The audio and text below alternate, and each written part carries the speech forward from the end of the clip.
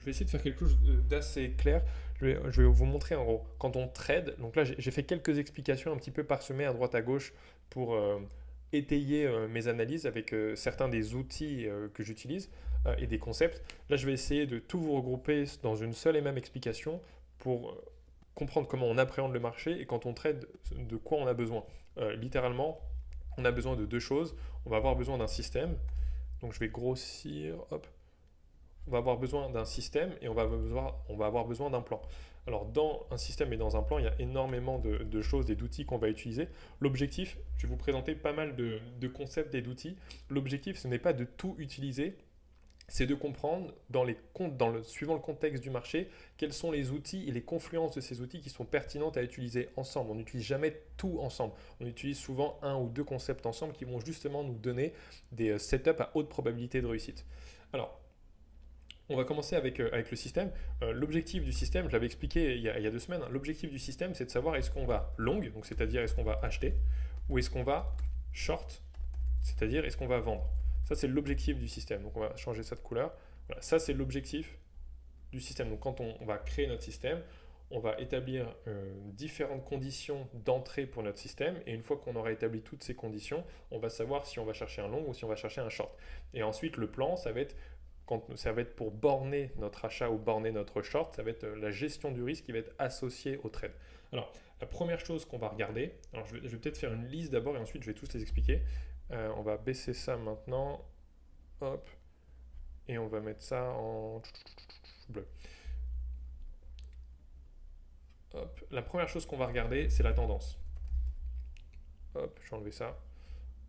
Ok, c'est la tendance. Et en tendance, alors je vais mettre entre parenthèses tous les concepts auxquels je pense qu'on va regarder. Alors, il y a la théorie de dos. J'en ai déjà parlé, mais je vais revenir dessus. La théorie de dos qui va être associée à tout ce qui va être swing low, swing high. Ensuite, on va avoir tout ce qui va être break-off structure. Ensuite, on va voir les BSL et les SSL. Tout ça, c'est ce qu'on va voir dans la tendance. Hop. Ensuite, toujours dans la partie système, non, je vais même tout. Non, tout ça, en fait, tout ce que je vais écrire là, ça va être dans tendance. Euh, ensuite, je vais reparler de IRL, ERL. Je pourrais tout mettre dessus en fait. On va faire comme ça. Hop.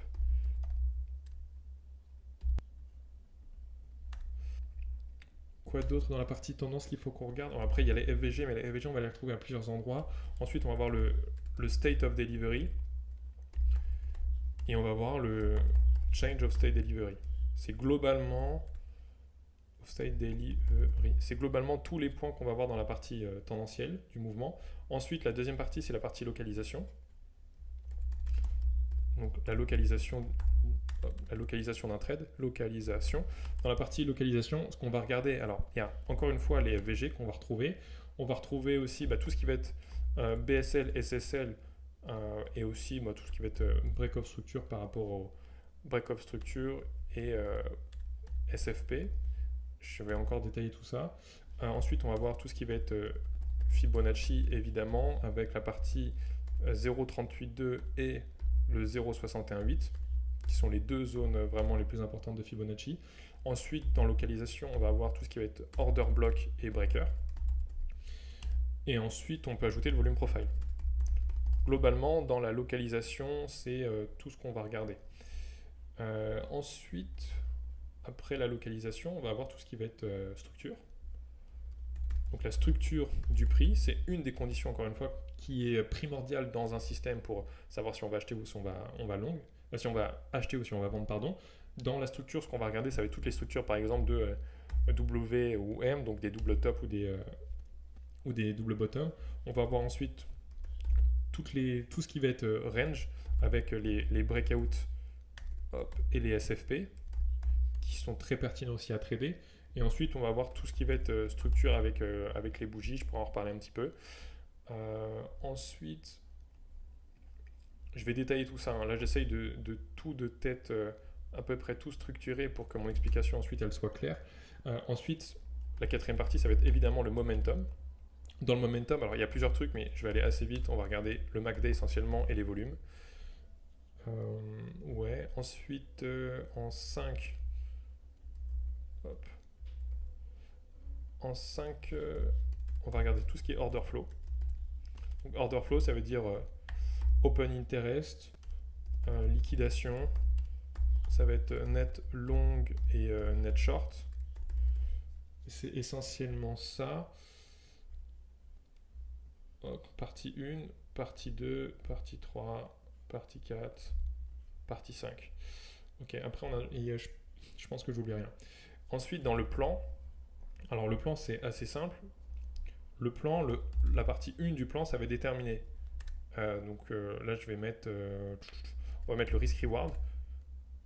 Le risk-reward, ça veut dire on détermine le prix d'entrée, le stop-loss et le TP. Donc je vais définir tout ça encore une fois. Hop. Je vais le mettre comme ça. Définir le montant à risque du trade. En 3, on va définir la taille de la position. Et après, on va mettre tout ça. Je pense respecter les règles de trading, je vais en parler aussi. Je pense que là, de tête, j'oublie rien. Localisation, structure, momentum. Non, je pense que j'oublie rien. Ok, donc maintenant, je vais expliquer tout ça. Donc, globalement, là, si je synthétise tout ce que je viens d'écrire, désolé si ça a pris un peu de temps, mais comme je le faisais de tête, je voulais être sûr de rien oublier. Alors, hop. Hop. Donc là, l'objectif du plan, ça va être de gérer son risque. Ok, donc maintenant, j'explique. La première partie, là, l'objectif, c'est de comprendre comment on va aborder un trade. Et comment on va méthodiquement aborder un trade et comment on va le faire d'une manière professionnelle. La première chose qu'on va aborder, c'est le système. Je le rappelle, l'objectif du système, c'est de comprendre déjà est-ce qu'on va acheter ou est-ce qu'on va vendre. Donc c'est littéralement ce que la partie tendance, l'analyse de la tendance va nous permettre de comprendre. Est-ce qu'on est sur un marché avec une tendance haussière ou avec une tendance baissière. Donc ça va nous permettre de savoir si on est plutôt avec à la recherche d'un long ou d'un short. Ensuite, on va regarder ce qui va être la localisation du prix, la structure du prix, le momentum de l'actif et on finira par l'order flow. Toutes ces conditions-là vont nous permettre de trouver un setup. Donc un setup, c'est-à-dire est-ce que je vais acheter ou vendre? Une fois que je sais si je vais acheter ou vendre, quelles vont être les conditions justement qui vont me permettre de valider, donc de trouver un setup à haute probabilité de réussite. Donc ça, c'est ce que je peux rajouter. C'est long on, donc c'est achat ou vente avec haute proba de réussite.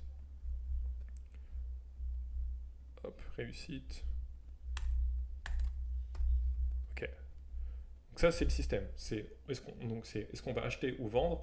Et ensuite, on va utiliser des conditions pour trouver un setup avec une haute probabilité de réussite. Et ensuite, une fois qu'on a trouvé le setup, donc une fois qu'on sait si on va acheter ou qu'on va vendre, on va créer un plan de trading pour gérer son risque avec toutes les conditions qui sont ici. Donc on va commencer avec la partie tendance du système. Alors la tendance, donc je vais monter très haut pour prendre de l'espace. Dans la partie tendance, hop, je vais regarder tous les points que j'avais écrits d'ailleurs. Théorie de dos, ok. Alors dans la partie tendance, je vous l'ai montré la semaine passée, mais je refais vraiment, je remets toutes les bases. La partie tendance, on a 3 types de tendances. Il y a les tendances haussières, caractérisées par des points hauts et des points bas de plus en plus hauts. Je le répète, un point bas, ça s'appelle un swing low, et un point haut, c'est ce qu'on appelle un swing high. Hop. Ensuite, on a les tendances baissières, c'est littéralement l'inverse, donc on a des creux et des sommets descendants, donc swing high, swing low. Et ensuite, on a ce qu'on appelle des ranges ou des consolidations, c'est finalement une période un petit peu à plat comme ça, où on consolide entre deux bandes.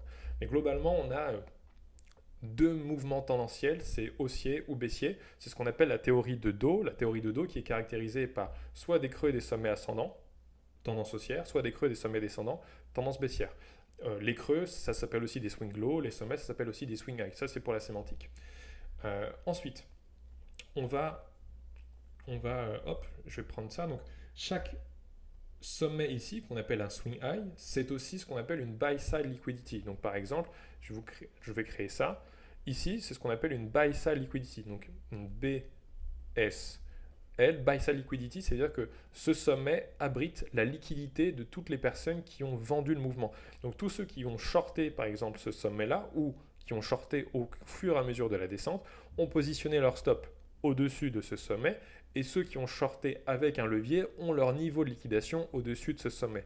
Donc tout ce qui est au-dessus de ce sommet, c'est de la liquidité qu'on appelle de la buy-side liquidity. Donc ce sommet abrite de la liquidité des vendeurs, ce qu'on appelle de la buy-side liquidity, et on a exactement l'inverse. Donc si on a quelque chose qui ressemble à ça, ce creux-là, il abrite de la sell-side liquidity. Donc c'est l'inverse, c'est de la SSL.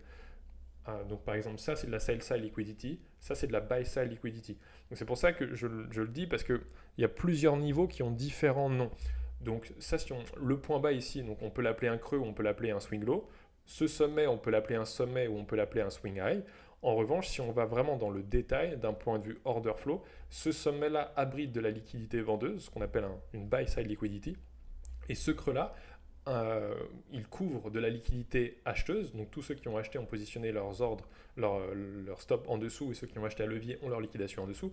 Donc ce creux abrite de la liquidité acheteuse, qu'on appelle de la sell-side liquidity. Voilà pour la terminologie des termes. Ensuite, qu'est-ce que j'ai mis dans tac, break-off structure, IRL, ERL. Ok, alors, break-off structure, c'est pareil. On va prendre une autre couleur. Hop, on va prendre du jaune. Break-off structure, c'est par exemple, donc là, on a un mouvement comme celui-ci. Au moment où on va prendre ce sommet, on a deux possibilités. Soit on va le casser, c'est-à-dire qu'on va avoir une clôture de la bougie au-dessus de ce sommet, et c'est ce qu'on va appeler un break-off structure, donc BOS, qui a aussi le même nom qu'un MSS, ça veut dire la même chose, Market Structure Shift, ou aussi MSB, Market Structure Break. Ces trois sigles-là veulent dire exactement la même chose, ça veut tout simplement dire qu'on a créé soit un sommet ascendant, soit un creux descendant, c'est-à-dire qu'on a cassé la structure. Donc dans le cas ici donc là on a un swing high, on vient casser le swing high par une clôture sur la même échelle de temps, donc on a un break-off structure. En revanche, si on ne vient pas clôturer au-dessus de ce swing high et qu'on vient juste déclencher la BSL, donc récupérer la liquidité qui est ici et qu'on réintègre en dessous, donc on vient en fait créer une mèche de balayage.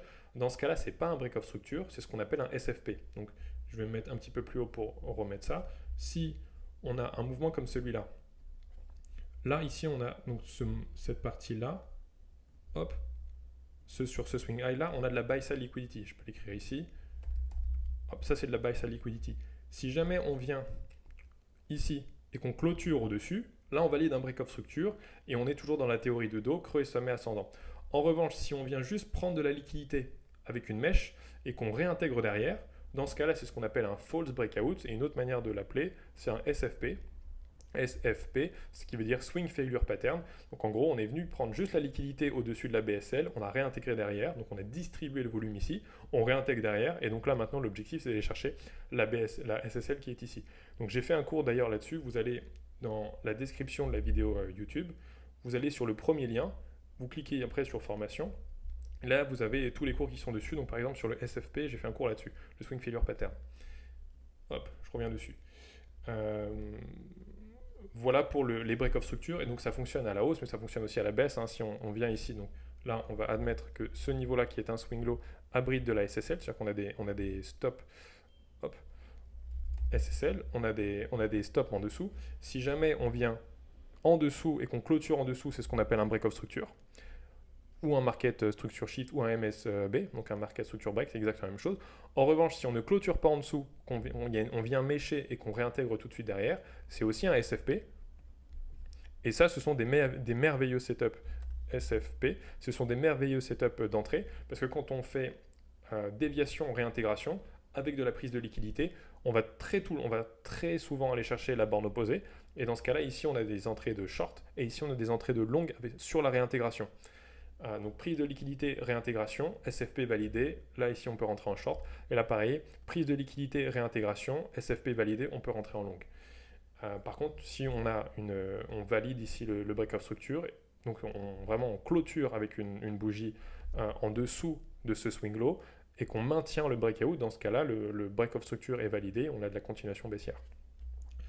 Ensuite, le concept IRL-ERL. Alors, je vais reprendre tout à l'heure la théorie de dos, creux et sommet ascendant, swing low, swing high. Je vais le réexpliquer parce que ça a posé quelques problèmes. Donc, la théorie IRL-ERL, alors IRL, ça veut dire internal range liquidity, donc c'est-à-dire la liquidité à l'intérieur du range, et ERL, ça veut dire external range liquidity, ça veut dire la liquidité à l'extérieur du range. Donc le range, il est défini par deux bornes, il est défini entre un swing low, donc je vais mettre ça en jaune, un swing low et un swing high. Donc ça c'est un range, de la même manière que ça c'est un swing low, et ça c'est un swing high, donc ça c'est un autre range, de la même manière que là on a à nouveau un swing low, et on a à nouveau un swing high, donc ça c'est un autre range. Donc le concept IRL-ERL, il s'applique dans un range, donc c'est bien la internal range liquidity, la liquidité au sein d'un range, la liquidité à l'extérieur du range.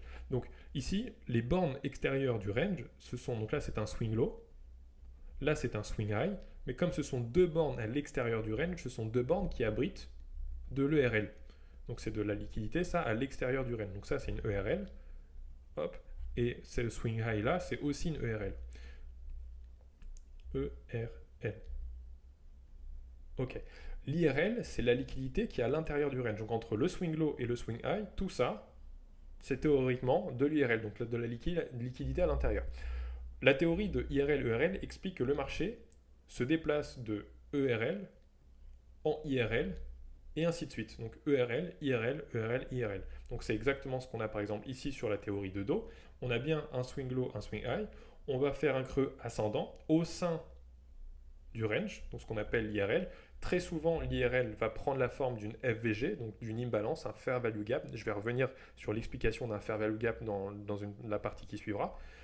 Donc on vient sur l'ERL, on vient déclencher l'IRL, puis l'ERL qui est ici à les casser. Donc on est bien passé de ERL ici à IRL ici, puis à ERL ici qu'on casse, puis à nouveau à IRL ici la liquidité au sein du nouveau range entre ce swing low et ce swing high. On est retourné dans l'IRL. De l'IRL, on vient casser l'ERL qui était ici. On vient créer un nouveau range entre cette borne et cette borne, et ainsi de suite. On vient chercher la liquidité au sein du range. C'est exactement la même chose avec une tendance baissière. On vient chercher, donc là, on a l'ERL ici, donc notre range, on va prendre notre couleur. On a l'ERL là et l'ERL là. Donc là, on a notre swing high et là, on a notre swing low. La liquidité à l'intérieur du range, c'est ce qui est entre le swing high et le swing low. Donc c'est tout ce qui est ici. Là, on va admettre qu'on a une FVG, par exemple, qui va représenter l'IRL. On vient sur l'IRL, on vient chercher l'ERL, on retourne sur l'IRL, on vient chercher l'ERL, et ainsi de suite. Donc ça, c'est l'explication du concept de la théorie de dos avec la partie order flow, comment ça fonctionne en théorie. Évidemment que ça ne fonctionne pas à l'infini, parce qu'à un moment donné, on va bien avoir justement une inversion de structure avec de la cassure de creux, ou ici justement une prise de sommet, un break of structure validé, et avec une inversion de tendance. Donc c'est là où on va justement aller sur ce qu'on appelle le state delivery et le change of state delivery.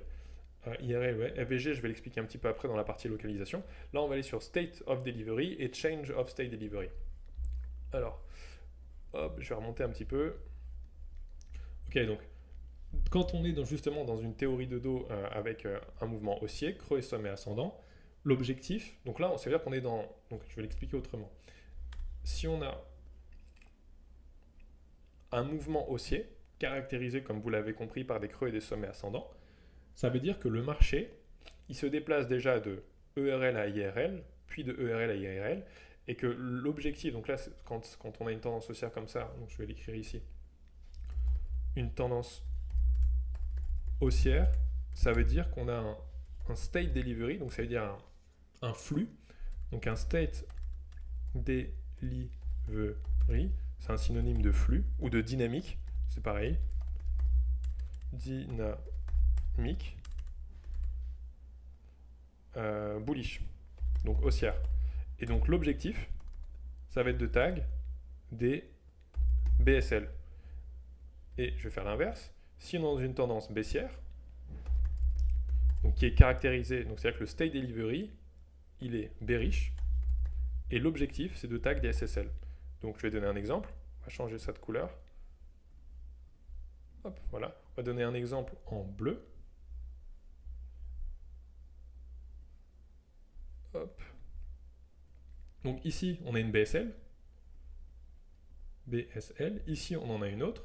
Ici, on en a une autre. Donc quand on est dans une tendance haussière, ce qui est caractérisé par des creux des sommets ascendants, on est dans ce qu'on appelle un state delivery bullish. Donc on a un flux, parce que si on utilise des mots français, c'est-à-dire qu'on a un flux qui est haussier, ou on a une dynamique qui est haussière. L'objectif de cette dynamique, c'est d'aller chercher des BSL. Donc là, on va chercher toutes les BSL qui sont ici. On vient chercher toute la liquidité des vendeurs. BSL, BSL, BSL. Et à l'inverse, Maintenant, on a un mouvement comme ça, qu'on va mettre en rouge. Hop. À l'inverse, quand on a une tendance qui est baissière, caractérisée par des creux, des sommets descendants, donc la théorie de dos appliquée d'une manière baissière, on va avoir le state delivery, donc on va avoir le flux qui est baissier, et l'objectif d'un state delivery baissier, c'est plus d'aller chercher des BSL, c'est d'aller chercher des SSL, donc c'est-à-dire aller chercher ces niveaux-là. Donc je vais le mettre en jaune. Ça, c'est bien une SSL. Ça couvre de la liquidité des acheteurs. On en a une autre ici, on en a une autre ici. Donc pour bien comprendre, et c'est pour ça que tous les concepts que je viens d'expliquer dans la partie tendancielle s'emboîtent ensemble et s'expliquent les uns les autres. Là, on vient bien chercher toutes les SSL, on vient rebondir dans une IRL, puis on vient chercher à nouveau la SSL qui correspond à une ERL, puis on vient chercher et on rebondit à nouveau dans une IRL, on vient chercher à nouveau la SSL. Donc c'est pour ça qu'il faut toujours déterminer, et c'est pour ça que j'ai débuté l'introduction de cette manière. Si je reviens maintenant sur la partie courte, donc la première chose du système, c'est de déterminer la tendance pour savoir est-ce qu'on va acheter ou est-ce qu'on va vendre. Donc quand vous avez déterminé dans quelle tendance on est, donc vous regardez les swing high et les swing low, vous regardez si on fait des break of structure qui sont validés, et dans ce cas-là, vous déterminez déjà le state of delivery. Si vous voyez qu'on fait des creux, des sommets ascendants, on est dans un state delivery haussier, donc ça veut dire que la livraison de prix, l'objectif c'est d'aller chercher des BSL. Donc vous allez regarder les BSL. Donc là, vous allez chercher de l'achat.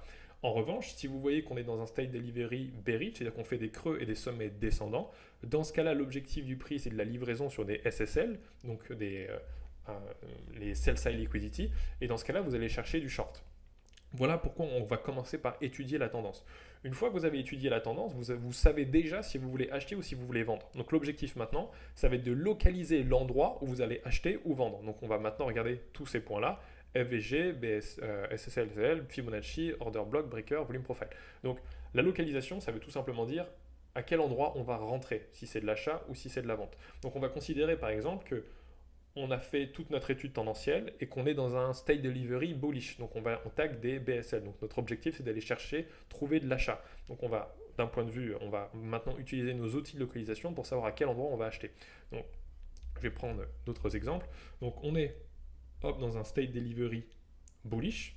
Et là notre objectif ça va être de trouver quels sont où est-ce qu'on va acheter. Donc dans les outils que j'ai listés ici, ce n'est pas une liste exhaustive, mais ce sont ceux que j'utilise principalement. Il y a des FVG, il y a les buy side et les sell side liquidity, il y a Fibonacci, les order block breaker et les volume profile. Alors on va utiliser par exemple essentiellement les quatre premiers, volume profile un peu moins sauf avec la session. Donc on va commencer par les FVG. Donc par exemple sur un mouvement comme celui-ci, là, on a peut-être créé ici une FVG. Donc une FVG, donc on va mettre ça d'une autre couleur, ça veut dire un fair value gap, ou un autre mot qui peut l'expliquer, c'est une imbalance, c'est-à-dire que c'est une zone de prix d'inefficience de marché où il y a eu un déséquilibre entre l'offre et la demande. Donc par exemple ici, dans le cas d'une imbalance haussière, parce que là on est sur un mouvement haussier, donc l'imbalance qui est créée est appelée une imbalance haussière, ça veut dire qu'on a eu, si on regarde ce qui s'est passé au niveau order flow dans les carnets d'ordre à ce moment-là sur cet actif, il y a eu beaucoup plus de volume d'achat que de volume de vente. Parce que s'il y avait un volume d'achat et un volume de vente équivalent, le prix, en fait, les acheteurs et les vendeurs se seraient neutralisés. C'est-à-dire que le prix stagnerait. À partir du moment, donc si le prix bouge, ça veut dire qu'on a un déséquilibre entre l'offre et la demande des acheteurs et des vendeurs. Donc si le prix monte, ça veut dire qu'à cet endroit-là précisément, on a eu un volume d'acheteurs supérieur au volume vendeur, et donc les vendeurs n'étaient pas suffisamment présents en termes de volume pour absorber les achats. Et à l'inverse, si le prix descend, ça veut dire qu'il n'y avait pas suffisamment d'acheteurs pour absorber le volume de vente. Donc dans le cas présent ici, on a eu quand on a un gros mouvement comme ça d'impulsion, souvent ça peut être causé par une trace, ça peut être le cas d'une trace institutionnelle si c'est une bougie vectorielle comme j'expliquais dans le live tout à l'heure.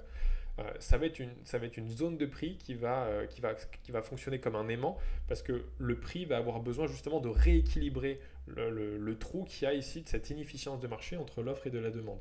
Donc c'est très souvent des zones dans lesquelles on va revenir.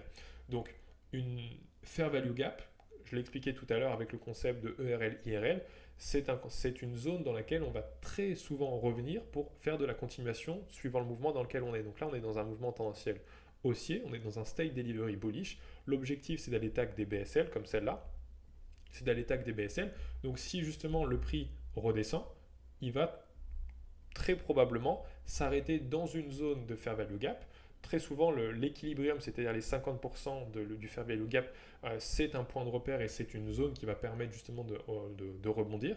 Et donc, c'est très souvent des niveaux qui sont très pertinents pour jouer de la continuation haussière.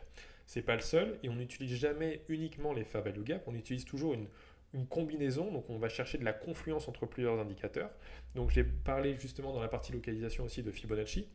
Donc par exemple, on peut regarder l'intensité de ce mouvement entre le point bas et le point haut de notre range, donc entre le swing low et le swing high. Et on va regarder deux choses essentiellement. On va regarder le 0,382 et ensuite le RLZ, la RLZ. Donc le 0,382, ça veut tout simplement dire que tant qu'on maintient ce niveau, on est dans ce qu'on appelle, donc sur cette échelle de temps-là, dans un mouvement tendanciel haussier. Donc tant qu'on reste au-dessus du 0,382, l'objectif c'est d'aller évidemment de continuer d'aller plus haut, d'aller chercher justement le sommet qu'on a créé sur le range. En revanche, si on casse le 0,382, dans 80% des cas, on va retourner dans les RLZ, c'est-à-dire la zone comprise entre le 0,618 et le 0,786. Donc quand on a par exemple une RLZ qui est de confluence avec une FVG, donc par exemple il faudrait que je mette ma FVG un peu plus basse. Donc, si on admet qu'on avait une FVG par exemple ici, hop, on a une FVG qui est de confluence avec la RLZ short. Donc là, c'est exactement ce qu'on cherche. On cherche à avoir plusieurs concepts ou plusieurs indicateurs qui pointent vers une même zone qui va nous donner justement une entrée à haute probabilité de réussite. Donc là, par exemple, c'est une des manières où on peut avoir une confluence entre une FVG et une RLZ short. Quand on est dans un state delivery bullish, l'objectif c'est bien les BSL. Donc l'objectif ici entre ce swing low et ce swing high, c'est de venir chercher la liquidité à l'intérieur du range pour trouver un rebond. Là, on est avec une FVG couplée à une RLZ longue, donc il y a de très fortes chances ici qu'on vienne chercher cette liquidité avant d'aller tag la BSL. Comme outil de localisation, il y en a évidemment d'autres. Donc ça fonctionne évidemment, la réciproque est vraie à l'inverse, hein. Donc là, c'est une RLZ longue, mais si on avait un mouvement inverse, donc si on avait un mouvement comme celui-ci, là, la RLZ sur le mouvement qui est ici, c'est ce qu'on appelle une RLZ short entre le 0,618 et le 0,786. Donc dans le cas ici, ce serait un state delivery bearish, donc l'objectif ce serait de tag des SSL. Donc si on a un rebond comme ça et qu'on a la RLZ short qui est de confluence par exemple avec une FVG, c'est une excellente zone de localisation pour rentrer un short avec comme target la SSL qui est ici. Voilà. Ensuite, dans la localisation, alors les BSL et SSL vont justement être utilisés pour tout ce qui va être SFP.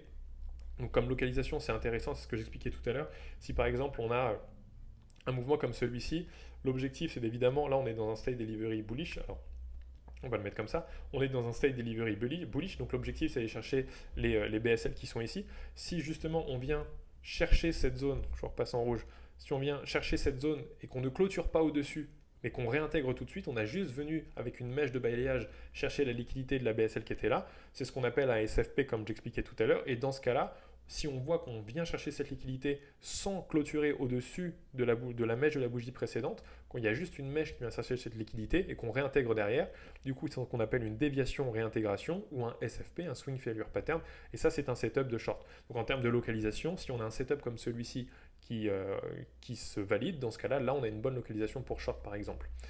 Et l'inverse est vrai, hein, si on vient chercher justement si on est dans un state delivery bearish et que l'objectif c'est d'aller chercher des SSL comme ça. Alors mon dernier mouvement, hop, vient hop, comme ça, qu'on vient chercher des SSL. Je vais mettre ça en blanc et qu'on vient juste mécher en dessous sans clôturer. On ne clôture pas, ce qu'on appelle aussi un SFP, un swing failure pattern, et dans ce cas-là, sur la réintégration, déviation, réintégration, là on a un setup long à prendre. Donc les BSL et les SSL peuvent être utilisés comme zone de TP, donc de take profit, mais aussi comme zone d'entrée en termes de localisation, si justement on a des concepts de SFP qui sont validés. Voilà, donc ces trois premiers-là, je l'ai expliqué. Order block et breaker. Alors, je peux réexpliquer order block et breaker. J'avais déjà fait une petite partie dessus, mais je peux réexpliquer. Un order block, donc on va prendre le stylet. Donc, je vais prendre plutôt des rectangles comme ça va être plus simple. Hop, donc là, on va considérer que ce sont des bougies, donc on va mettre ça en rouge. Hop. Hop, comme ça, bougie rouge. Et là, on va mettre une bougie verte maintenant. Ok.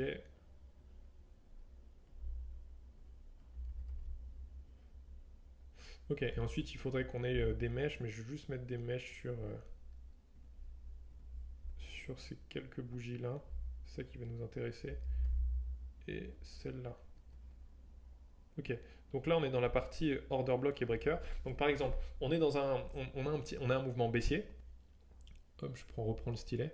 On a un mouvement baissier comme celui-ci. Après, on va avoir une inversion du mouvement baissier. Le breaker, donc ce qu'on appelle, pardon, on va commencer par l'order block. Ce qu'on va appeler un order block, c'est la dernière bougie avant l'inversion du mouvement. Donc là, on empile des bougies rouges, donc le mouvement baisse, et puis on a un retournement de ce mouvement. Donc la dernière bougie baissière avant le retournement haussier, c'est celle-ci.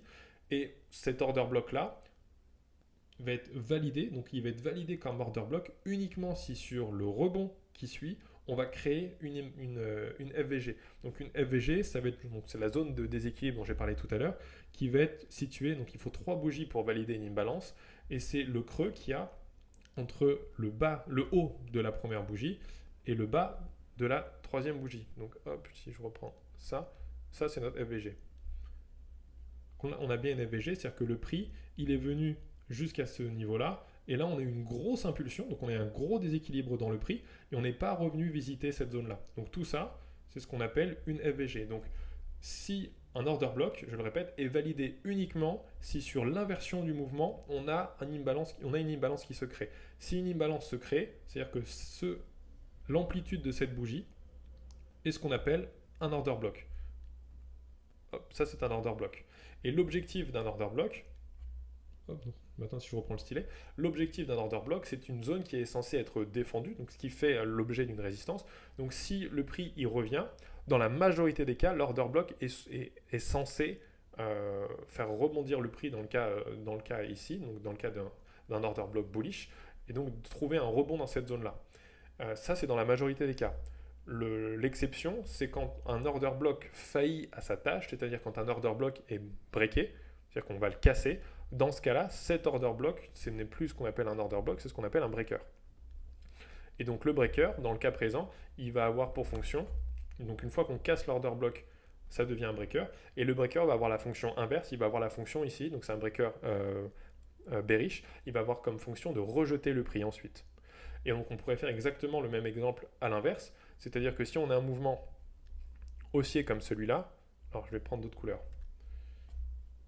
Hop. Je vais prendre du vert. Donc admettons on empile des bougies vertes comme celle-ci, que soudainement on a un retournement. Le retournement, il faudrait que je le fasse en rouge. Qu'on a un retournement comme ça. La dernière bougie avant le retournement, donc la dernière bougie avant le retournement baissier, c'est la bougie qui est ici.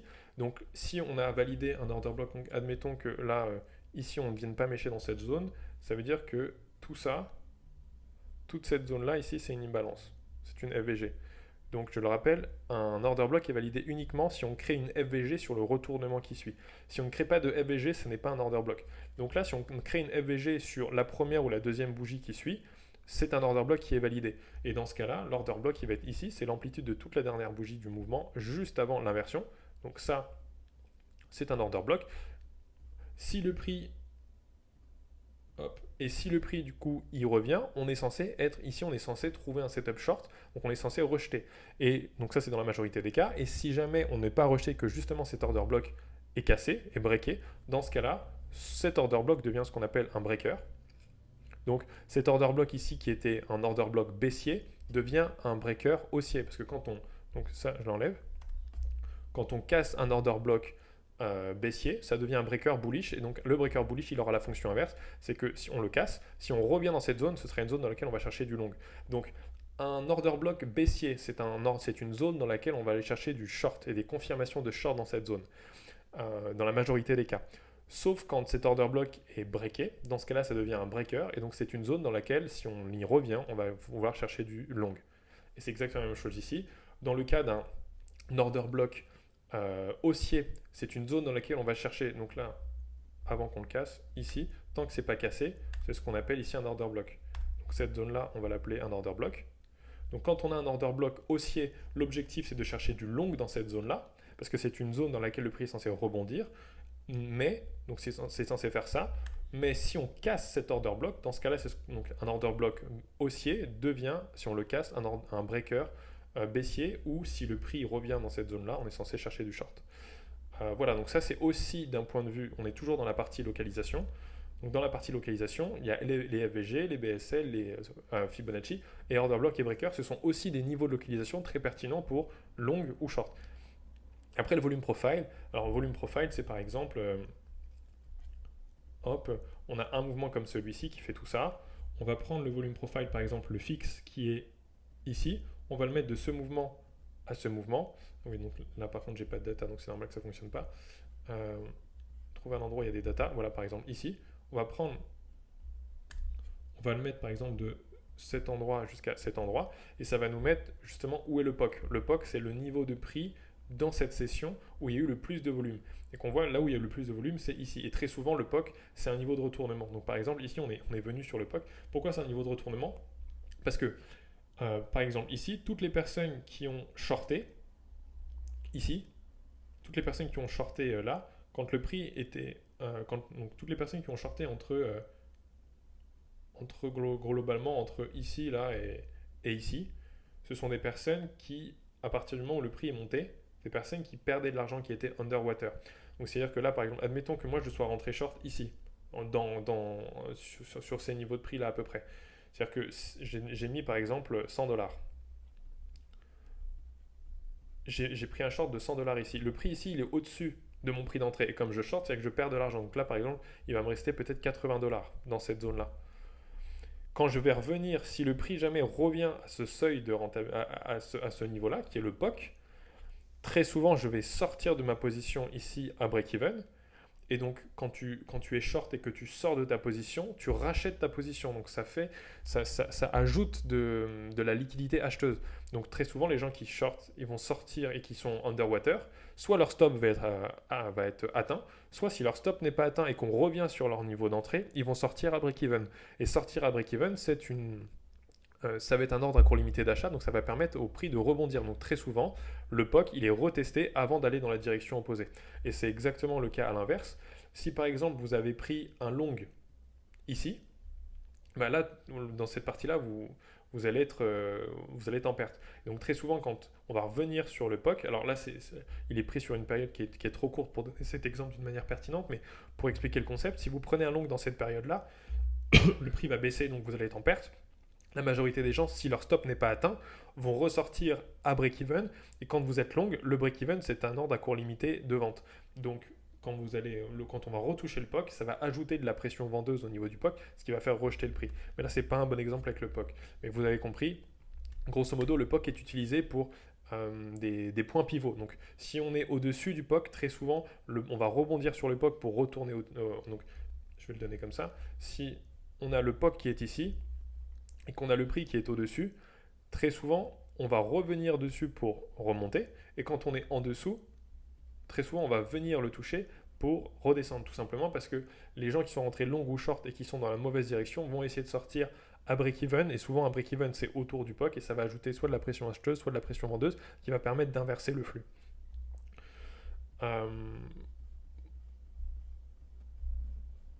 Ok, où est-ce qu'elle est mon explication? Ah oui, on est là, ok. Euh, ok, donc au niveau localisation, je pense qu'on a vu à peu près tout. Maintenant, au niveau structure, on va aller assez vite sur la structure.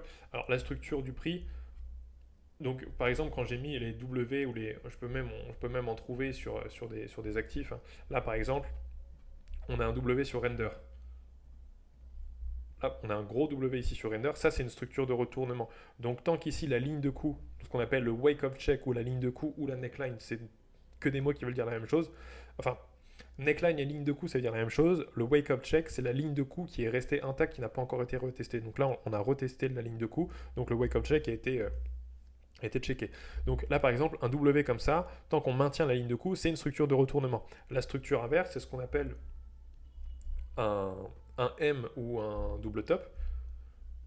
Par exemple, comme celui-là. Alors celui-là, il n'est pas très beau, mais je vais essayer d'en trouver un mieux. Là, on en a un très beau. Là, on a un très beau double top. On a un M comme celui-là. et qui est validé à partir du moment où la ligne de coût ici est cassée et maintenue. Donc ça, c'est une des structures qui existent.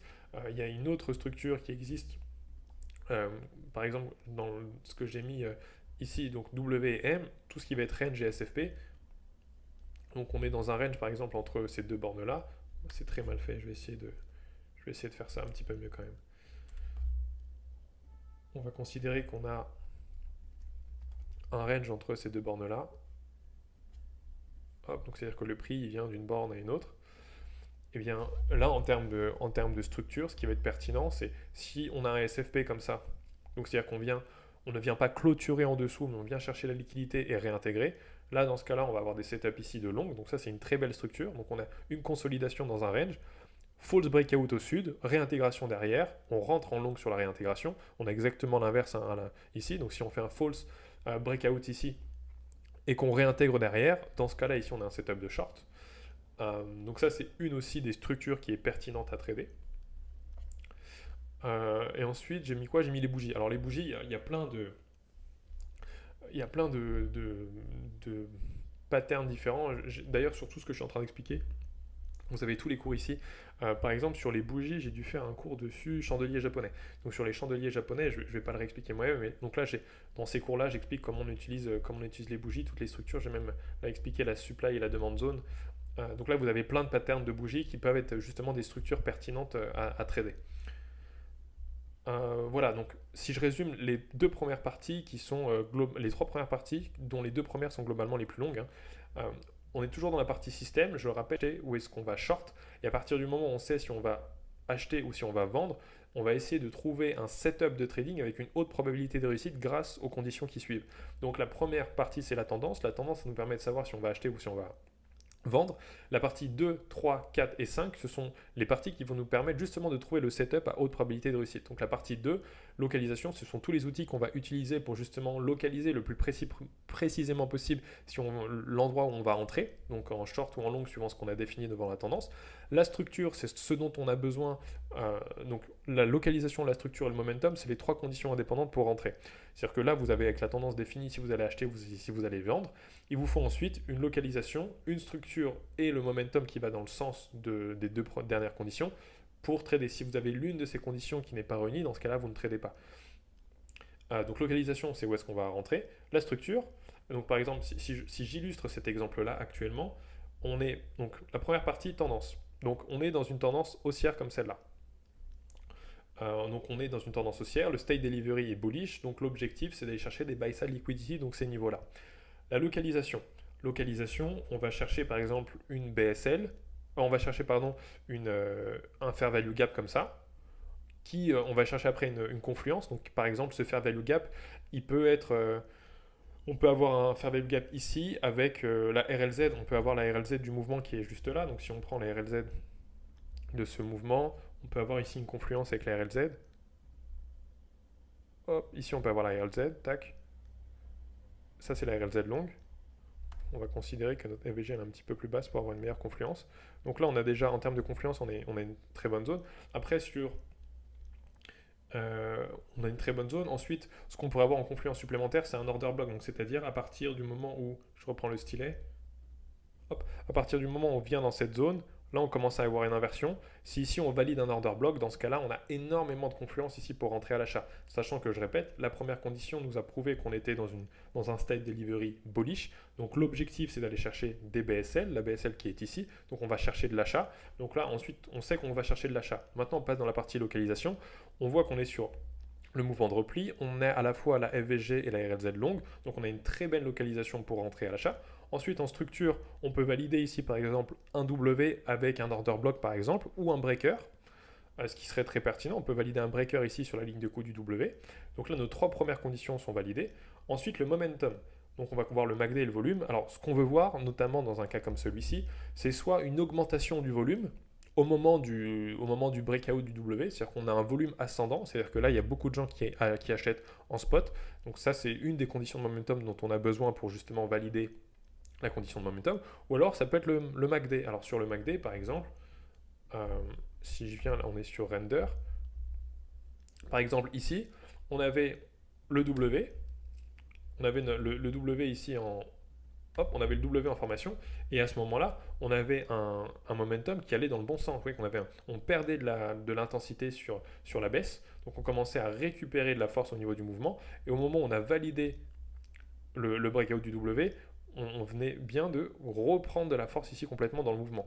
Donc là, au niveau du momentum, on avait une très grosse force. Si on couple le MACD, donc l'intensité du mouvement, avec les volumes et qu'on voit qu'on a des volumes ascendants ici, et là on n'a pas besoin de mettre les volumes parce que j'ai des volumes candle, donc je vois qu'ici on a des bougies vectorielles, donc je sais qu'il y a du volume qui est rentré. Donc moi ma condition ici, elle a été claire, c'est qu'on avait du volume. J'avais même pas besoin de regarder le MACD ici. Mais donc le MACD et ou les volumes, parce qu'on peut utiliser soit l'un, soit l'autre, soit les deux, c'est une condition de momentum. Donc là, si on admet que par exemple, on avait des bougies vectorielles ou qu'on avait une divergence haussière ou qu'on avait de l'intensité importante sur le MACD, notre condition ici de momentum, elle était également validée. Donc là, on avait toutes les conditions ici pour rentrer, par exemple, dans cet exemple théorique, à l'achat. La seule chose qu'on pourrait regarder supplémentaire, elle n'est pas tout le temps à prendre en compte, ça va dépendre si on est sur des niveaux extrêmes, c'est ce qu'on va appeler l'order flow. L'order flow, c'est justement, alors c'est ce qu'on va regarder ici, c'est ce qu'on va regarder avec l'open interest, le net long et le net short, et puis évidemment les liquidations. Alors, en haut ici, on a le cours du prix du BTC. Ici, on a le volume sur le marché spot. Ici, on a l'open interest, c'est-à-dire les contrats dérivés qui sont ouverts sur Bitcoin, donc c'est-à-dire hors le marché spot. Et ensuite, ici, on a le détail du l'open interest avec ceux qui sont rentrés à l'achat en long et ceux qui sont rentrés en vente, donc en short. Donc, ce qu'on va regarder, c'est par rapport au comment se comportent ces métriques-là par rapport au prix du BTC. Donc, par exemple, si on a le prix qui monte, donc on a le prix du BTC qui monte et qu'on a le spot qui monte, dans ce cas-là, ça veut dire que le marché, il est drivé, il est soutenu, donc la hausse du BTC est soutenue par des achats en spot. Et ça, c'est pertinent. Ça veut dire que c'est un mouvement qui est sain. Il est vraiment acheté par les gens en spot. Mais si on a l'inverse, je ne sais pas si on va trouver un exemple ici rapidement. Je vais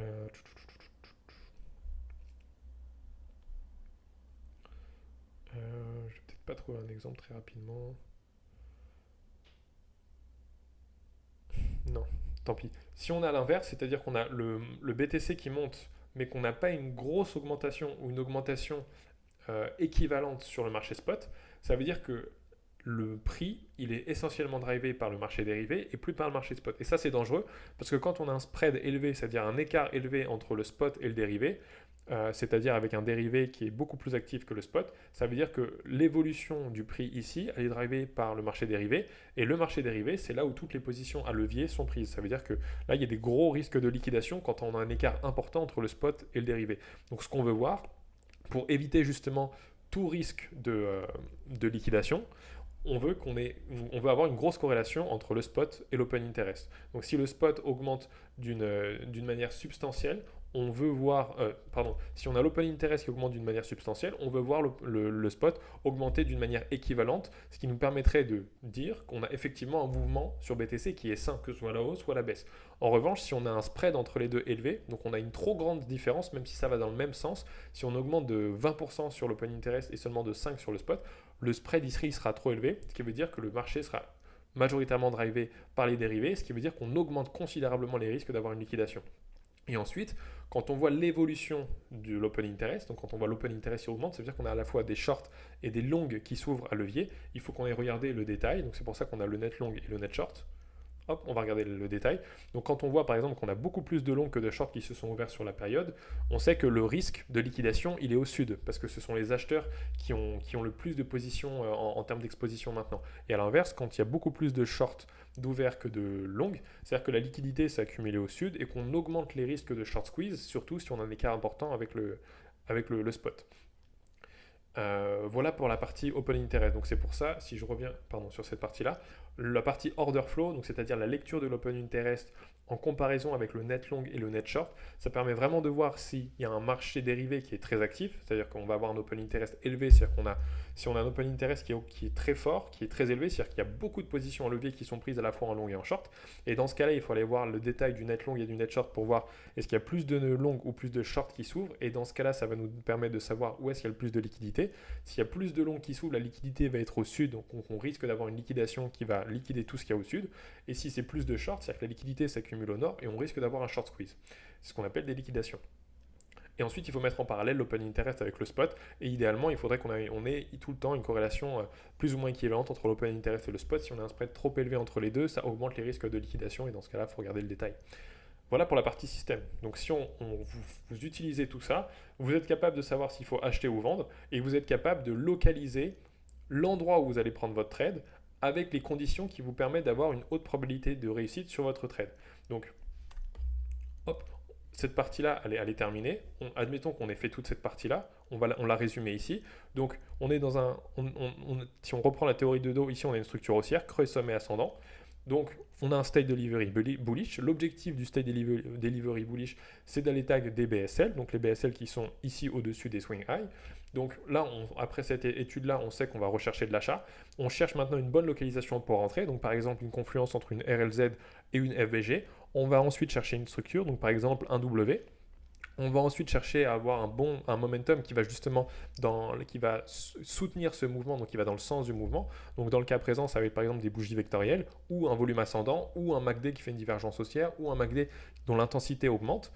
C'est les trois conditions dont on a besoin pour justement avoir un setup comme celui-ci, avec un point d'entrée ici sur la neckline du W, avec un premier take profit autour de la BSL et un risque et un stop loss, soit, c'est ce que j'expliquais tout à l'heure en live, soit en dessous de la FVG, parce que si elle est perdue, ça veut dire si cette FVG est perdue, ça veut dire que le state delivery change, soit si on veut être plus safe, on la met sous le dernier swing low. Parce que si on perd ce creux, ça veut dire qu'on n'est plus dans un mouvement tendanciel aussi avec des creux et des sommets ascendants. Si on perd ce creux, ça veut dire qu'on a créé un creux descendant. Et dans ce cas-là, on change de dynamique, on sera dans une dynamique baissière. Voilà, le seul point peut-être que j'ai oublié de préciser, c'est le change of state delivery. Alors je peux peut-être le repréciser ici. Je vous ai dit tout à l'heure que quand on est dans un mouvement tendanciel haussier, l'objectif c'est d'aller chercher les BSL. Et quand on est dans un mouvement tendanciel baissier, l'objectif c'est d'aller chercher les SSL.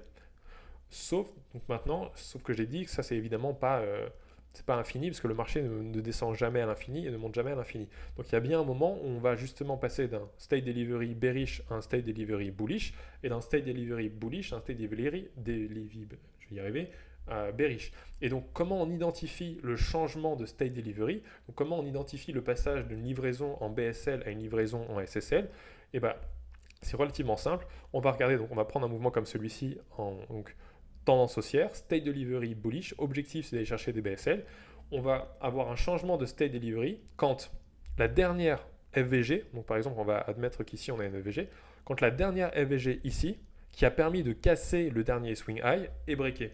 Donc par exemple, dans un mouvement tendanciel haussier maintenu, on va venir dans cette FVG et on va continuer le mouvement. Mais si justement on arrive à la fin de ce mouvement tendanciel, on va breaker cette FVG et là, ça indique le changement de state delivery. Donc quand on va casser la dernière FVG qui a permis de taguer le swing high, et inversement, si on est dans le mouvement inverse, donc un mouvement inverse, c'est-à-dire celui-là, si on vient casser, admettons qu'on a FVG, on vient casser la dernière FVG qui a permis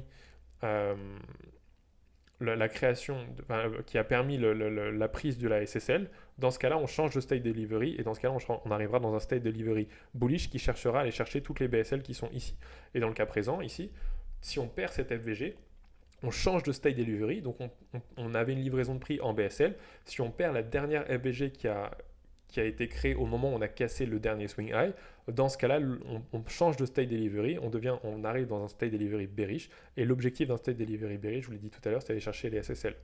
Voilà, ça c'est la manière que vous avez pour identifier à quel moment on change de state delivery. Donc voilà, la première partie système a permis d'identifier si on voulait acheter ou vendre, et ensuite toutes les conditions nécessaires pour prendre une position, donc un setup à haute probabilité de réussite. Et ensuite, la dernière partie, c'est la partie plan. Donc l'objectif du plan de trading, c'est de gérer son risque.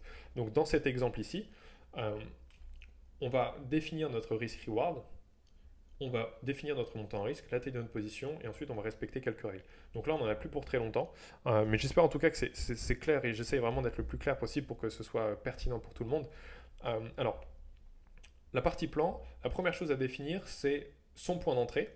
Donc là, avec l'exemple qu'on a donné, le point d'entrée, c'est là où on va acheter. Donc là, par exemple, dans l'exemple ici, on va rentrer soit sur la neckline, donc la ligne de coup du W, soit sur le retest de la ligne de coup, ce qu'on appelle le wake-up check. Donc l'une ou l'autre, ce sera à peu près au même niveau. Donc ça, c'est notre point d'entrée. Notre stop loss, on va le positionner évidemment quand on est long sous notre point d'entrée. Donc je vous l'ai expliqué, quand on trade un setup comme celui-ci, l'idéal c'est de le mettre sous le dernier swing low, parce que si on vient chercher ce swing low, ça veut dire qu'on a créé un creux descendant, et dans ce cas-là, on n'est plus dans une structure haussière, donc votre setup il est invalidé. Ou alors, si vous voulez prendre plus de risques pour avoir un meilleur risk-reward, vous allez vraiment vous mettre sous l'AFVG, donc sous l'imbalance. Mais dans ce cas-là, vous prenez le risque de ou faire sweep, c'est-à-dire que d'avoir une mèche de balayage qui vienne chercher votre stop. C'est pour ça que si vous faites de l'intraday, votre stop, vous devez le mettre manuellement si on clôture dans la zone. Si on ne clôture pas dans la zone mais qu'on y vient, et que vous n'avez pas mis votre ordre, dans ce cas-là, vous n'êtes pas sorti. Par contre, si vous avez mis votre ordre et qu'on y vient, vous allez être sorti même si après on remonte. C'est pour ça que je vous conseille toujours de trader avec un stop en manuel et pas en ordre à court limité déjà positionné sur le marché. Donc votre prix d'entrée, il est défini suivant les conditions et j'ai tout mis ici dans les cours, tout est ici dans les cours. Votre stop, vous le mettez voilà, soit sous la FVG, soit sous le dernier creux idéalement. Et ensuite, votre TP, alors il y a plusieurs endroits où on va prendre des TP. Dans le cas justement d'un style delivery bullish, on va prendre des TP dans les BSL. Donc les niveaux comme ça. Donc toutes les BSL vont être des niveaux de TP. On ne prend jamais un seul TP. Donc c'est pas parce qu'on va target cette zone-là qu'on va prendre 100% de notre TP, on va couper toute notre position ici. On va prendre des TP de manière incrémentale. C'est-à-dire on va prendre un TP de 20% ici, un TP de 20% ici, toujours fondé sur l'analyse technique. Donc les endroits où on va prendre les TP, donc par exemple les BSL comme ici, et aussi parfois d'autres zones comme des zones de supply. Ça va être aussi des fois des résistances, ou ça va être des fois aussi des FVG qui vont être des FVG baissières. Tous ces niveaux-là sont des niveaux, enfin tous les niveaux où il peut y avoir justement un frein au prix, comme les RLZ short quand on est long, ce sont des zones sur lesquelles on va prendre des TP. Et ensuite votre stop loss. Donc là on a défini les trois, votre prix d'entrée, votre stop loss et votre TP. Et ces trois points cumulés, l'entrée, le stop loss et le TP, l'entrée et le stop loss vont former ce qu'on appelle le risk reward. Alors le risk reward, je vais remonter un petit peu pour expliquer tout ça. Hop, on va reprendre ça. Ok. Le risk reward, c'est tout simplement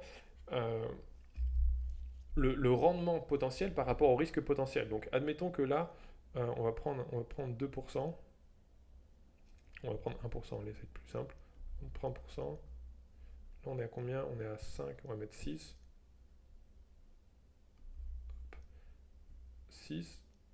Et là, on va mettre 2. Donc là, par exemple, vous allez entrer à ce niveau-là. Ça, c'est votre prix d'entrée. Vous allez sortir à ce niveau-là. Ça, c'est votre TP. Et ça, c'est votre stop loss. C'est le niveau d'invalidation de votre scénario. Donc là, si on regarde en termes de pourcentage, si votre TP est atteint, vous allez gagner 6%. Si votre stop loss est atteint, vous allez perdre 2%. Ce qui donne un risk-reward de 3 pour 1. Parce que là, votre risque, votre rendement, il est 3 fois supérieur à votre risque. Donc en gros, si on simplifie cette équation, là, vous avez 6% de gain. Là, vous avez 2% de perte. Donc votre risk-reward, si on simplifie ça, en fait, on divise par 2 ici, on divise par, si on divise par 2 ici, on divise par 2 ici, c'est-à-dire que là, globalement, vous risquez 3 pour ici, enfin, vous risquez 1, pardon, pour gagner 3. Donc si je reprends, ici, si vous rentrez ici et que vous avez un TP là, vous allez gagner potentiellement 6%, et si votre stop loss est atteint, vous allez perdre 2%. Donc si on simplifie, vous divisez par 2 ici, ça fait 3%, 1%, c'est-à-dire que vous risquez 1 pour gagner 3. C'est ce qu'on appelle le risk-reward. Le risk-reward seul, ça ne veut absolument rien dire. Il faut que votre risk-reward, je vais le mettre là, il faut que votre RR, donc le risk-reward, donc le risque que vous prenez par rapport à votre gain potentiel, il faut qu'il soit associé à votre win rate. Alors le win rate, WR, c'est le taux de trade gagnant. Donc c'est le taux de trade gagnant, c'est le nombre de trades que vous gagnez sur le nombre de trades au total que vous faites. Donc par exemple, si vous faites 50 trades, si vous faites 100 trades, je commence à fatiguer. Si vous faites 100 trades et que sur les 100 trades, vous en avez 50 sur lesquels vous avez gagné et 50 sur lesquels vous avez perdu, c'est-à-dire que vous avez un win rate de 50%. Donc, il faut toujours associer les deux Et là, encore une fois, tout ça, je l'ai expliqué dans un cours. Donc, je vais vous le montrer. Cours ici, ça va être le cours sur la gestion des risques. Gestion des risques ici. Hop. Calculer son risk-reward. Tac, tac, tac. C'est ici que je l'explique. Voilà. Pour simplifier, si vous avez un ratio de 1 pour 2, c'est-à-dire que vous risquez 1 pour gagner 2 potentiellement. C'est exactement ce que je viens d'expliquer au-dessus, avec un risk-reward de 1 pour 3. Donc, vous risquez 1 pour gagner 3. Ok, là je donne des exemples. Et c'est ça qui est important de comprendre. Donc, par exemple, si vous avez un win rate de 25%, pour être rentable sur la durée, ça veut dire que vous devez avoir un risk-reward de 3 pour 1 pour être rentable. C'est-à-dire que vous allez gagner, enfin à 25%, c'est-à-dire que vous gagnez un trade sur 4. Donc, c'est-à-dire que 3 trades sur 4, vous les perdez. Et pour couvrir vos pertes, il faut que quand vous gagnez 3 fois le risque que vous avez pris. Et donc ça, c'est des maths, mais il faut vraiment les comprendre. Ce n'est pas des maths compliquées, c'est des maths relativement simples. Il faut comprendre que pour être rentable sur la durée, et pas uniquement sur un ou deux trades, pour être vraiment avoir un système de trading qui soit rentable, il faut que votre risk-reward soit associé à votre win rate. Donc si vous, par exemple, si vous avez un win rate de 25%, vous devez toujours prendre un RR qui est supérieur ou égal à 1 pour 3. Si vous prenez un risk-reward qui est inférieur à 1 pour 3, ça veut dire que vous ne pouvez pas être rentable mathématiquement sur la durée si vous avez un win rate de 25%. De la même manière, si vous avez, là c'est très facile à comprendre, si vous gagnez un trade sur deux, donc vous avez un win rate de 50%, et bien pour être à votre seuil de rentabilité minimum, il faut que votre RR soit de 1 pour 1, c'est-à-dire que vous risquez 1 pour gagner 1. Et à partir du moment où vous allez risquer 1 pour gagner 1,1 et que vous gagnez un trade sur deux, vous allez être rentable. Alors ça, je peux l'expliquer d'une manière très simple. Là par exemple, si vous risquez 3 pour 1, si vous risquez 1 pour gagner 3, je vais prendre une autre couleur, c'est-à-dire et que vous avez un win rate par exemple de 50%, on va mettre ça en jaune, vous gagnez un trade sur deux, donc votre win rate c'est 50%. Ça veut dire qu'une fois sur deux, donc une fois vous allez gagner 3, après vous allez perdre 1, ensuite vous allez gagner 3, ensuite vous allez perdre 1, ensuite vous allez gagner 3, et une fois sur deux à chaque fois. Donc ça, c'est strictement supérieur à 0. Donc ça veut dire que vous avez un système rentable. En revanche, si par exemple vous avez un win rate, on va prendre l'exemple on va prendre au-dessus, prendre ça là. En revanche, si on va mettre ça comme ça, donc vous risquez par exemple 1 pour gagner 1, et que vous avez un win rate, donc on va mettre win rate de 25%. Vous ne pouvez pas être rentable si vous gagnez une fois sur 4 avec un RR de 1 pour 1. Parce qu'une fois sur 4, ça veut dire que vous allez sur 4 fois, donc on va mettre 1, 2, 3, 4. Sur 4 trades, vous allez en perdre 3. Donc là, vous allez avoir moins 1, c'est le trade que vous allez perdre. Moins 1, moins 1, moins 1, et là, vous allez gagner plus 1. Et ça, c'est strictement inférieur à 0. Donc vous ne pouvez pas être rentable avec un win rate de 25% si vous avez uniquement un RR de 1 pour 1. C'est pour ça qu'ici, je vous ai mis les calculs et je vous ai mis la formule ici, comment calculer. Ce qu'il faut faire, c'est vous faites plusieurs trades. Et une fois que vous avez suffisamment de trades pour vous fonder dessus, vous regardez quel est votre win rate. Si vous avez un win rate, par exemple, de 33%, vous gagnez un trade sur 3. Ça veut dire que vous devez prendre minimum des trades avec un RR de 1 pour 2 pour être rentable sur la durée. Si vous prenez en dessous, vous ne serez pas rentable. Voilà pour la partie risk-reward. Ensuite, si je reviens, si je redescends, donc ça c'était la partie risk-reward. Ensuite, le montant en risque. Alors le montant en risque, c'est très facile, on peut aller vite là-dessus. Montant en risque, ça veut dire par exemple, vous avez un capital de 10 000 $.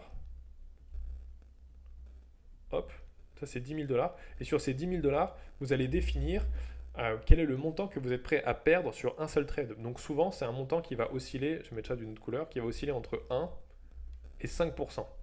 Alors, 1%, c'est 1% ou moins. Hein. C'est des gens qui vont faire du scalping.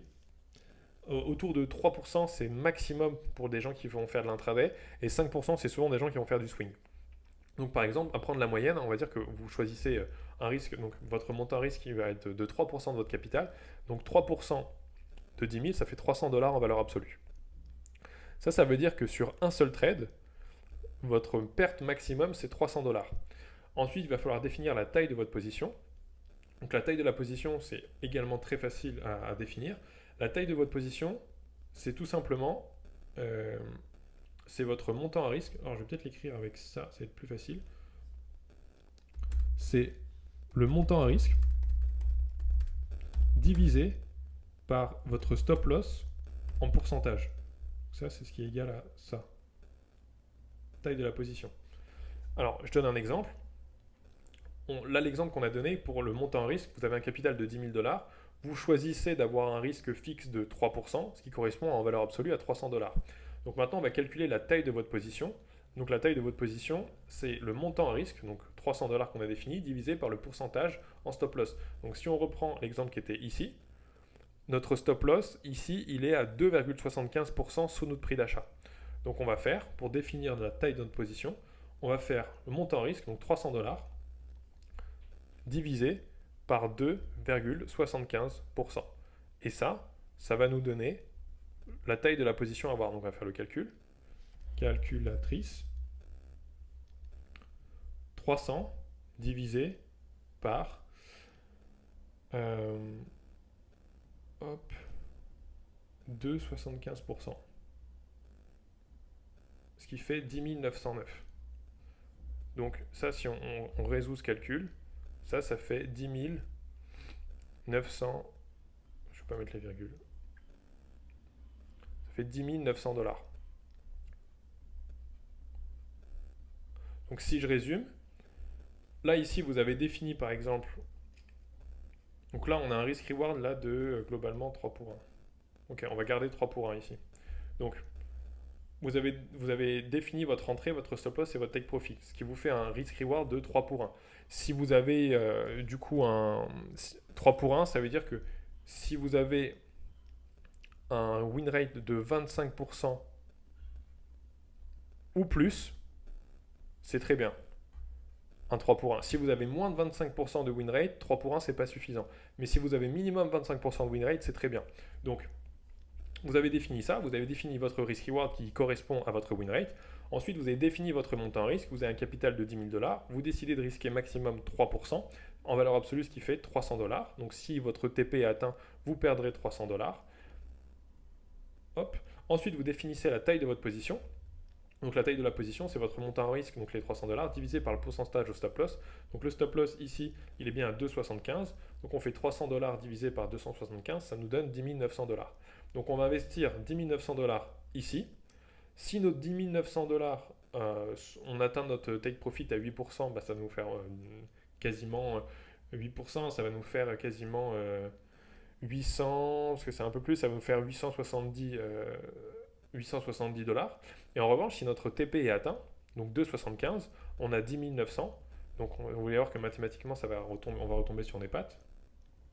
On va faire 10 909 moins 2,75%. Ça fait bien 10 609. Donc 10 609 moins 10 909 moins 10 609, ça fait bien 300 dollars. Donc c'est le montant qu'on avait défini avant. Donc si notre stop loss est atteint à 2,75%, on va bien perdre 300 dollars qui était le montant qu'on avait défini à risque. Voilà, et ensuite, avant de prendre le trade, évidemment, il faut respecter ces règles. Alors des règles de trading, il y en a évidemment plusieurs et ce sont des règles qui sont très personnelles, ça va dépendre des erreurs que vous avez faites, de l'expérience que vous avez acquise. Je peux vous en donner quelques-unes comme ça. L'une des règles que j'utilise beaucoup, c'est de jamais prendre une décision d'achat ou une décision de vente, donc de long ou de short, sur une impulsion émotionnelle. C'est-à-dire que vous êtes devant les graphiques, par exemple, il y a une news qui vient de sortir, Donald Trump est élu, vous voyez le cours en une minute qui monte, vous dites qu'il faut rentrer. Non, on prend jamais une décision d'achat ou de vente sur une pulsion émotionnelle, c'est toujours sur l'analyse technique. Ensuite, une des règles qu'on utilise aussi, c'est qu'on ne modifie jamais son plan de trading. Donc le plan qu'on a défini ici, on ne le modifie jamais une fois que sa position elle est ouverte. Parce qu'une fois que notre position elle est ouverte, on a notre PNL, donc nos profits ou nos pertes qui fluctuent en direct. Et on devient jamais plus intelligent quand on a de l'argent qui est déjà en jeu. Donc si on a défini à froid, quand on n'était pas encore en position, un plan, on s'y tient une fois que le plan est exécuté et on respecte le plan, que ce soit le TP ou le stop loss. Euh, voilà, après, qu'est-ce que je peux vous dire d'autre? Oui, on coupe jamais un trade à 100%, un trade gagnant à 100%. C'est-à-dire que si vous avez déjà pris 2 ou 3 TP, vous ne coupez pas votre position tant que votre position elle va dans le bon sens. Tant que vous gagnez de l'argent, vous ne coupez jamais à 100%, vous gardez toujours une portion de votre position. Euh, voilà, et écoutez, au niveau des règles, il y en a plein d'autres, mais bon, dans les règles de bon sens, c'est les principales. Donc je terminerai là-dessus parce que là, ça fait 2h30 qu'on est en live, c'est colossal, j'ai pas vu le temps passer. Grosso modo, si je résume tout ça très rapidement, le système, c'est ce dont vous avez besoin pour savoir s'il faut acheter ou vendre. Donc c'est ce que vous allez utiliser pour savoir si vous allez long ou short. Et ensuite, les conditions de localisation, structure, momentum et order flow, c'est ce qui va vous permettre de préciser votre setup de trading pour avoir une haute probabilité de réussite sur votre trade. Et ensuite, votre plan de trading, c'est ce que vous allez utiliser pour gérer le risque de votre trade en définissant évidemment votre risk-reward, votre montant en risque, la taille de votre position et ainsi de suite. Si vous utilisez ce type de stratégie, ce type de méthodologie pour trader, alors ça va prendre un peu de temps, vous n'allez pas gagner de l'argent tout de suite, il va falloir être persévérant, il va falloir être discipliné, des fois ça va prendre 1 an, 2 ans, 3 ans avant de comprendre tous les concepts, avant de comprendre comment les utiliser entre eux, mais c'est ce type de stratégie et de méthodologie qu'il faut utiliser pour trader et pour être rentable sur la durée avec une excellente gestion du risque. C'est vraiment le maître mot, la gestion du risque et la méthodologie pour trader. On ne trade pas sous impulsion parce que on pense qu'on a le feeling que Dogecoin va monter, parce que non, on trade toujours sur l'analyse technique. Et ça, c'est les conditions, c'est c'est ce que vous devez savoir et c'est tout ce dont vous avez besoin pour vraiment être rentable. Il va falloir beaucoup de temps, beaucoup de discipline, mais au moins vous avez l'entièreté de tous les outils quasiment que j'utilise. Et sinon, dans la description, je vous ai mis encore une fois les 3 informations que vous me redemandez tout le temps. Le lien vers la newsletter, avec notamment la formation dont j'ai parlé, vous cliquez dessus, vous arrivez directement sur le site Bitmarket, vous avez la formation qui est directement ici, avec tous les cours. Euh, Ensuite, ici, vous avez le deuxième canal Telegram. Je vous en reparle parce que je reçois tous les jours des questions sur Telegram en privé. Vous avez donc c'est le deuxième canal Telegram dans lequel je transmets des analyses quotidiennes et parfois je transmets des setups de trading. Donc vous avez juste à vous inscrire sur le Google Form ici, c'est gratuit. Il faut avoir un compte QuantFury, il faut être inscrit à la newsletter. C'est les 2 seules conditions. Et ensuite, pour vous inscrire à QuantFury, vous avez le code Willy ici. Une fois que vous avez déposé des fonds sur votre compte de trading, vous avez jusqu'à 250$ offerts. C'est un montant aléatoire une fois que vous avez déposé des fonds sur le compte de trading, pas le portefeuille spot. Donc vous avez tous les liens qui sont ici. Voilà, écoutez, je pense que je vais m'arrêter là. J'espère que le live vous aura été utile. Euh, Pensez à liker et à mettre un commentaire. J'aime vraiment lire vos commentaires. Voilà. Je vous souhaite à tous une très bonne soirée. Prenez soin de vous. Et je vous dis, pour ceux qui sont dans le deuxième canal Telegram, à demain là, pour les analyses que je vais vous transmettre. Pour les autres, à mercredi prochain pour le prochain live. Il y a lundi pour ceux qui lisent la newsletter.